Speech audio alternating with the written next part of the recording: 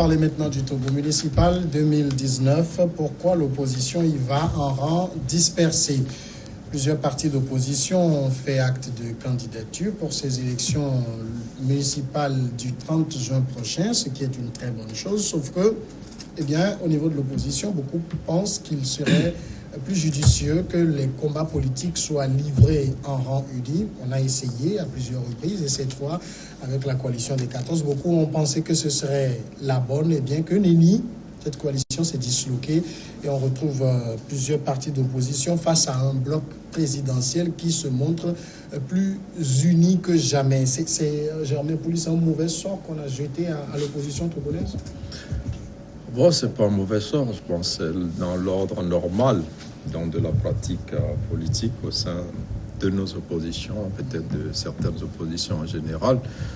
Il y a eu à un moment donné une prise de conscience à la base et au niveau des leaders qui se sont accordés pour dire qu'individuellement, ils ne peuvent pas conquérir le pouvoir et qu'il faut se mettre ensemble. Et même en réussissant plusieurs fois des coalitions, ça n'a jamais été total, on a vu depuis le FRAC, donc jusqu'au CST, jusqu'à CAP 2015, jusqu'à la C14, donc comment tous ces regroupements-là finissent par partir en lambeaux, donc ils ne tiennent pas. Donc c'est la preuve qu'ils n'arrivent pas à travailler ensemble, bien qu'il y ait prise de conscience que c'est ensemble qu'ils peuvent atteindre certains objectifs. Mais pour la démocratie, je pense que ce n'est pas forcément une mauvaise chose. Ça permet de jauger le poids politique véritable de chacune des composantes, donc de cette opposition-là. Mais maintenant, pour la conquête du pouvoir, qui à des moments semble être des projets collectifs, ça va être encore difficile pour cette opposition-là de conquérir et d'exercer le pouvoir. Alors ici, le problème qui se pose par exemple avec ces municipales, c'est que non seulement on voit cette opposition aller en rang disparate, mais en même temps, il semble qu'il y a des tirs croisés, on se tire les uns sur les autres alors qu'on était bons amis, on faisait bons copains dans un passé très récent. Pour faire un détour sur les années 90, nous avons à remarquer qu'en 80, avec la charte des partis politiques du 12 avril 91, nous avons connu des regroupements de partis politiques jusqu'en 94, où nous avons connu la première élection présidentielle. En 94, les législatives où le CAR et l'UTD devaient avoir la majorité à l'Assemblée pour. Et suite à cela, nous avons connu les difficultés qu'il y avait entre Agboibo et Denkodjo. C'est là que je parlais de mauvais sort. Bon, en dehors de ça, suite à l'évolution politique du Togo, nous avons reconnu aussi que dans les années 2000, c'est-à-dire après 2005, il y a un certain nombre de regroupements tels que CST, FRAC, tout ça là, ça n'a rien donné. Et ce qui, pour les élections législatives du 20 décembre dernier, avec la coalition C14, beaucoup d'observateurs togolais et étrangers ont cru que ça pouvait continuer. Et malheureusement, tout juste après les élections du 20 décembre 2018, cette coalition s'est disloquée et on a reconnu certains qui sont là, comme C14 et d'autres coalitions rénovées. Et d'autres sont partis isolement. Ce qui veut dire que en solo. Ce qui veut dire que depuis l'avènement des partis politiques, il y avait l'UFC qui aimait faire cavalier seul. Et aujourd'hui, c'est l'ANC qui joue ce rôle pour dire que j'ai plus de poids dans la population que les autres partis. Donc, le conflit d'hégémonie demeure ici et maintenant. Alors, vous avez évoqué l'ANC. Moi, ça me plaît de vous lire cette déclaration de Jean-Pierre Fabre. Oui. Les questions d'alliance électorale, les querelles de candidature aux élections et les arrangements électoraux avec le pouvoir en place étaient devenus les sujets primordiaux de préoccupation au détriment de la mobilisation des populations pour les réformes. Ça, ils disent cette phrase en décrivant l'ambiance au sein de la coalition des 14. Et là où moi ça me fait tiquer, c'est qu'il dit les arrangements électoraux avec le pouvoir en place.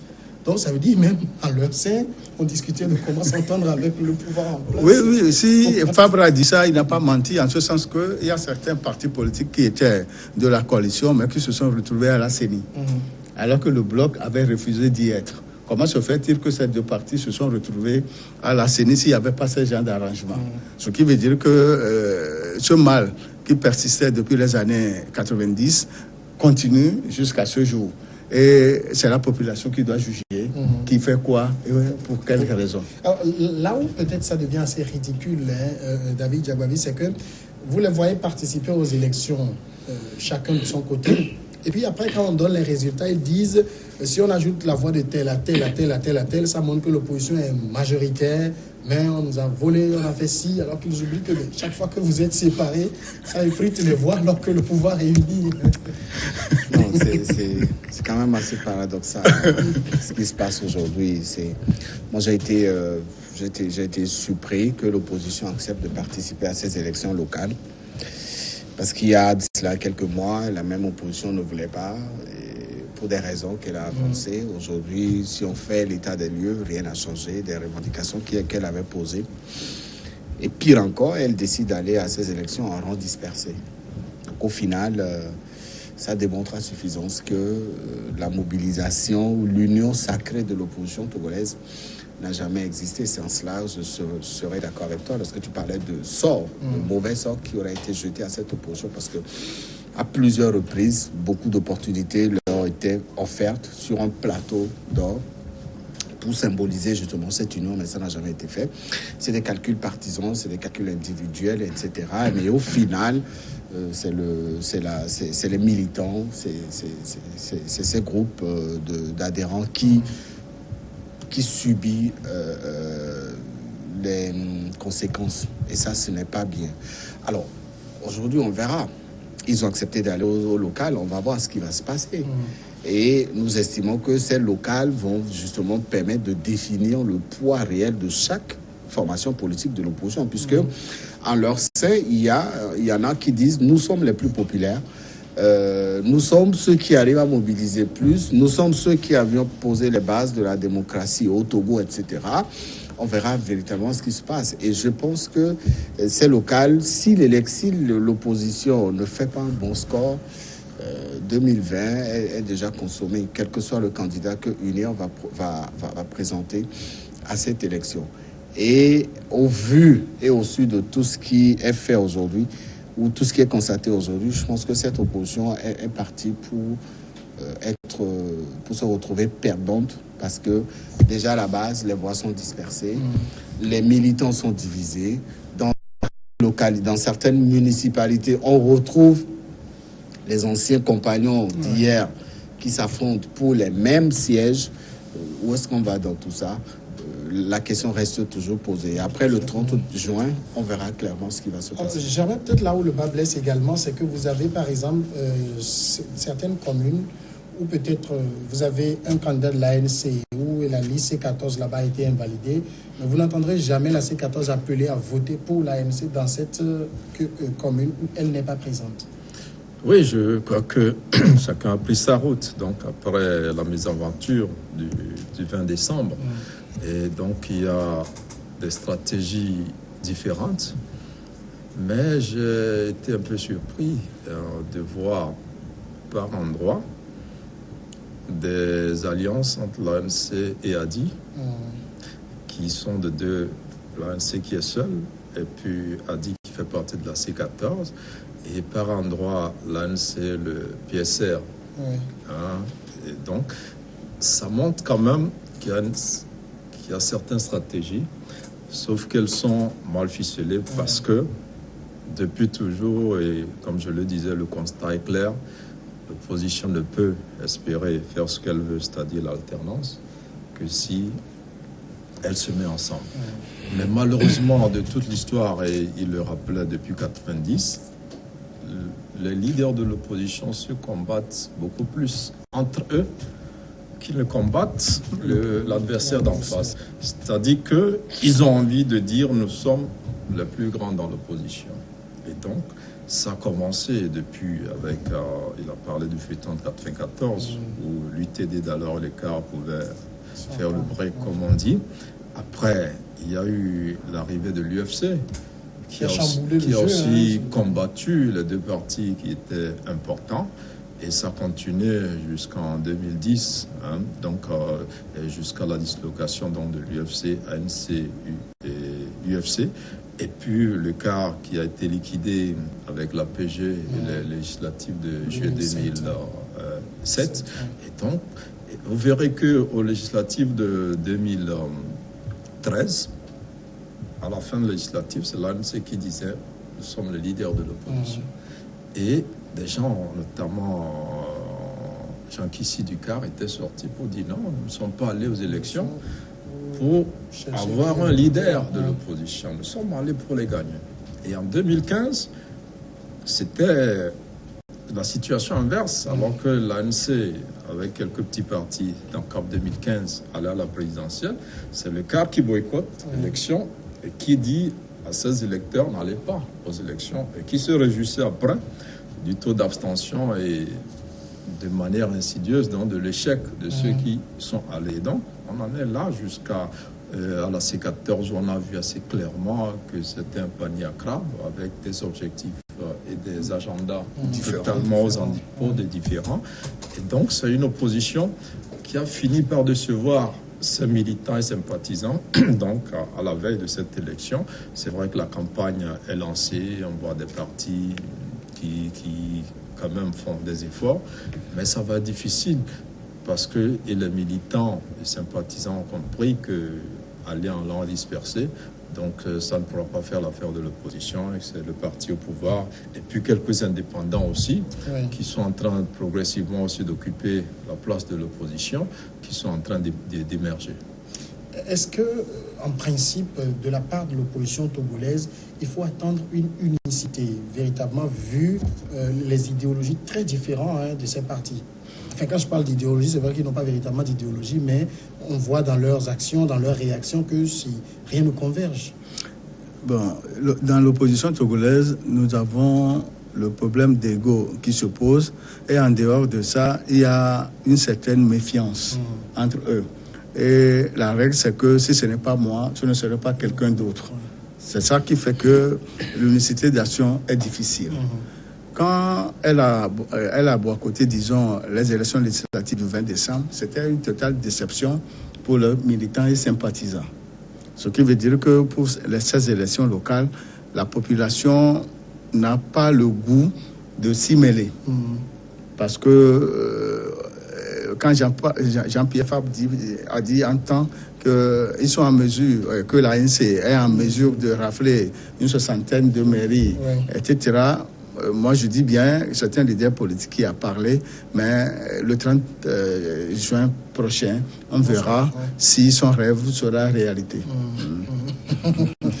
Et puis autre chose, David Diabaté, comment peut-on être en politique? Parce que moi, tous ces hommes et femmes que je vois devant, on les a vus aussi très jeunes à la conférence nationale, pour beaucoup d'entre eux, se réclamer parfois des pionniers de la lutte politique et tout au Togo, et faire chaque fois les mêmes erreurs. Oui, c'est le manque de maturité politique. Ailleurs, les opposants n'ont pas mis... ça fait 28 ans, non 29 ans, pour avoir l'alternance. On a vu au Bénin, on a vu au Burkina, on a vu dans certains pays, le Sénégal, etc. C'est parce que notre opposition, l'opposition togolaise, n'a jamais fait preuve de grande maturité. Il ne s'agit pas de dire nous sommes populaires, nous sommes ceux qui avons plus de militants parce que à la dernière législature, l'ANC était le parti d'opposition le plus représenté. Et donc, il ne faut pas se focaliser seulement sur cela. Non, le travail qui est sur le terrain est assez vaste. Vous avez un adversaire qui a tous les moyens financiers, économiques, politiques, militaires, etc., que vous voulez combattre. Quelqu'un de l'ANC a dit que si on leur donnait 1 milliard, ils vont renverser le pouvoir. Non, l'argent, ailleurs, l'argent n'a pas renversé les pouvoirs. Si c'est peut-être à 1 milliard au Soudan ou ailleurs, je ne pense pas. L'argent seul n'est pas l'élément nécessaire. Et l'argent, dans certains pays, n'a jamais renversé le pouvoir. Il faut d'abord donner l'assurance à votre adversaire, celui que vous combattez, donnez-lui l'assurance et la garantie que lorsqu'il ne sera plus au pouvoir, il y aura telle chose. Il ne faut pas tout le temps braquer cet adversaire. Et le manque de maturité avait très tôt fait faiblir cette opposition. On l'a vu, le guerre de leadership entre eux, l'UFC, le K, l'UTD, etc. Pour revenir, la CDPA, l'ANC qui est née des cendres de l'UFC. On a vu aussi un peu la mutation du RPT en unir. Et la mobilisation qui a eu des militants autour de leur président.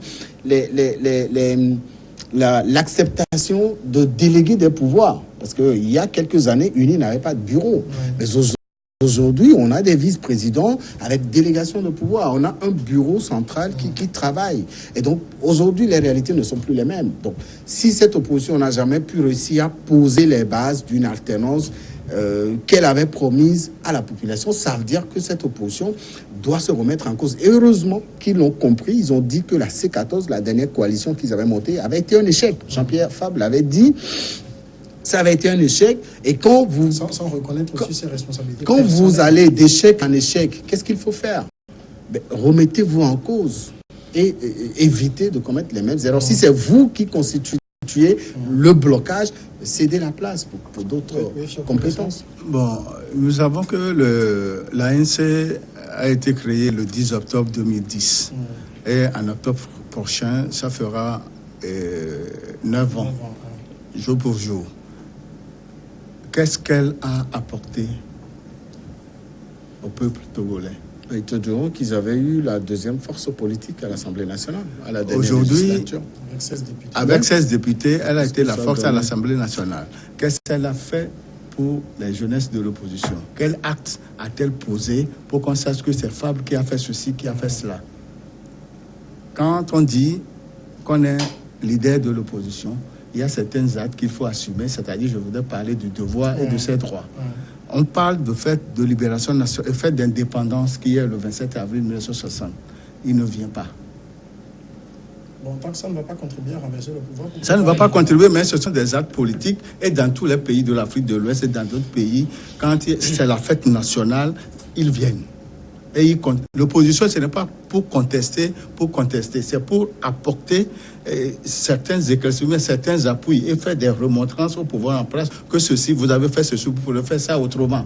Et tout le monde sait que c'est une opposition constructive. Faire sortir des gens dans la rue pour qu'ils soient blessés et autres, là, ce n'est pas ça l'opposition véritable. La personne dont vous parlez a dit sur un média que entre lui et le président, ce n'est pas, ils ne sont pas des adversaires, mais que c'est son ennemi. En politique, on ne parle pas d'ennemis, on parle d'adversaires politiques.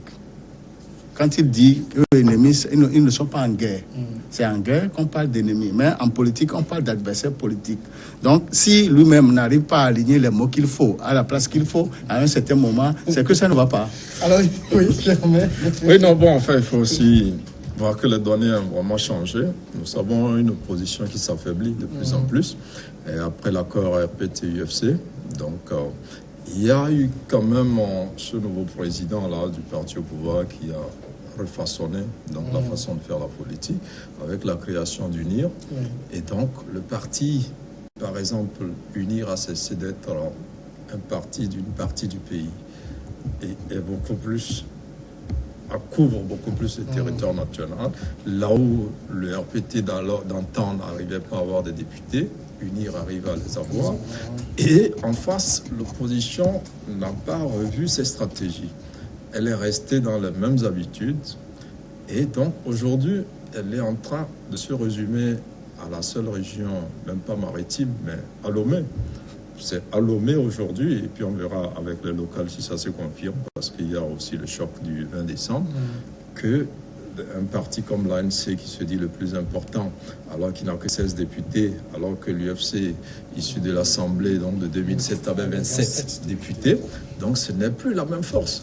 Et alors que l'Assemblée est passée à 91 sur 81, maintenant 16 sur 91. Donc c'est une opposition qui s'affaiblit, qui n'a pas revu ses méthodes et qui est en train de perdre.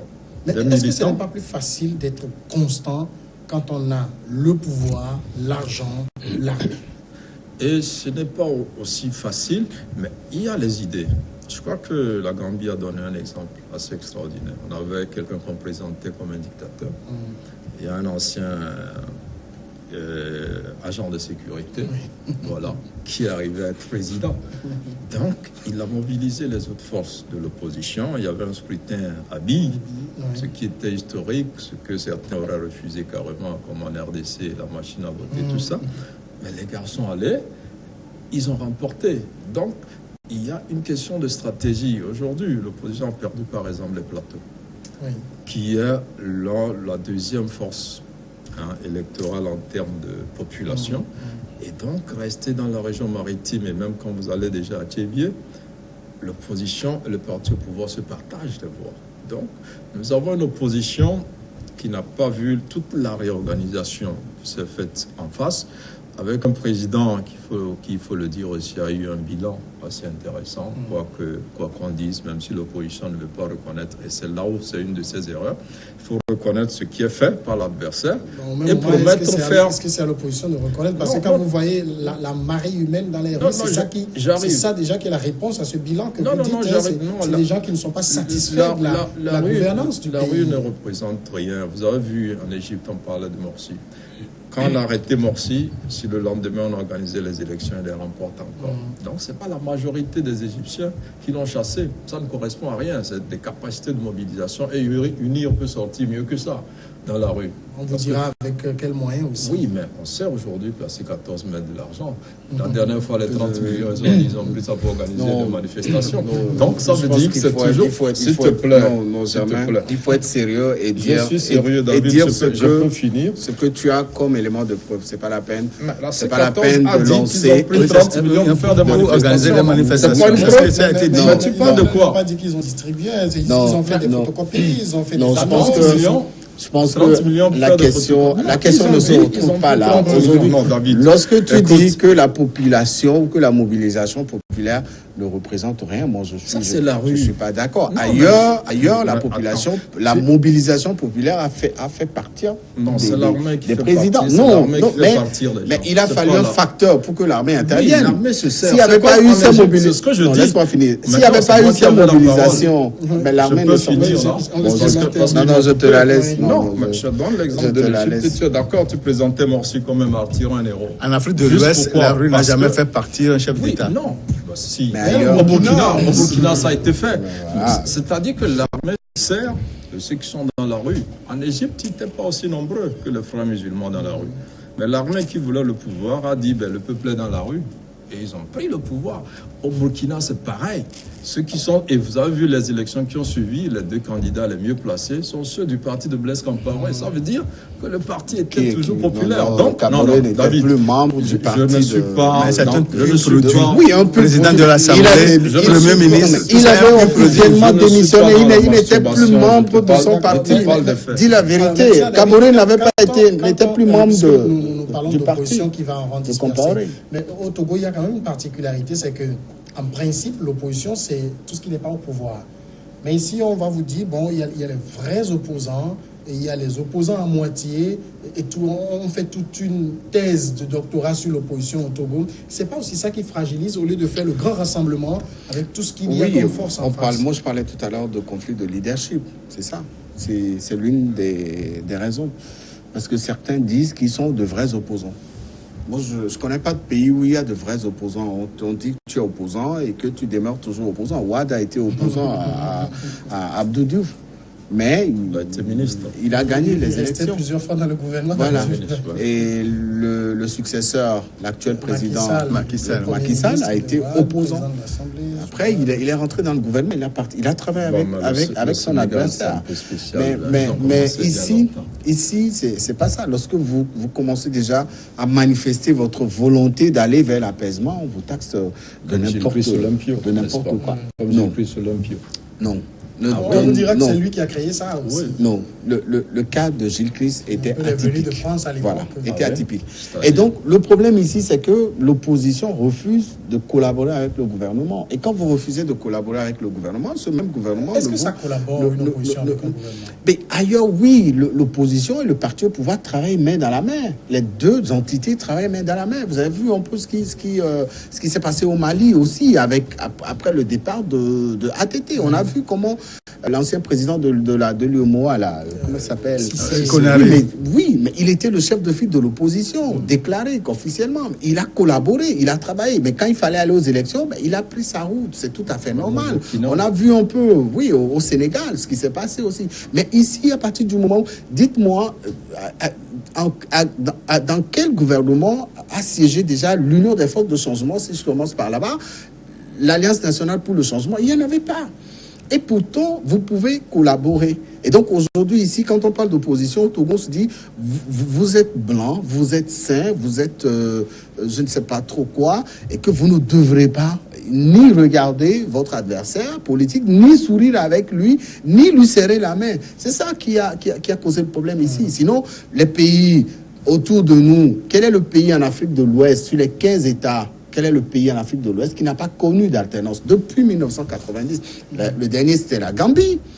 On a vu ce qui s'est passé là-bas.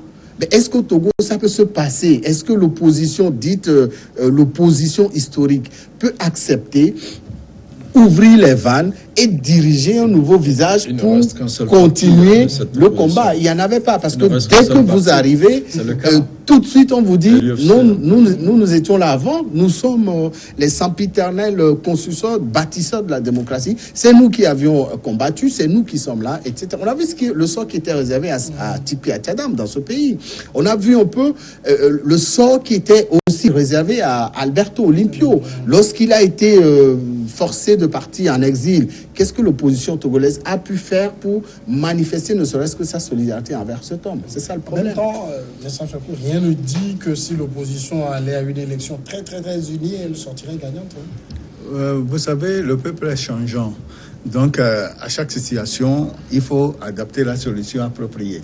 Ici, au Togo, tel que l'a dit mon frère David, c'est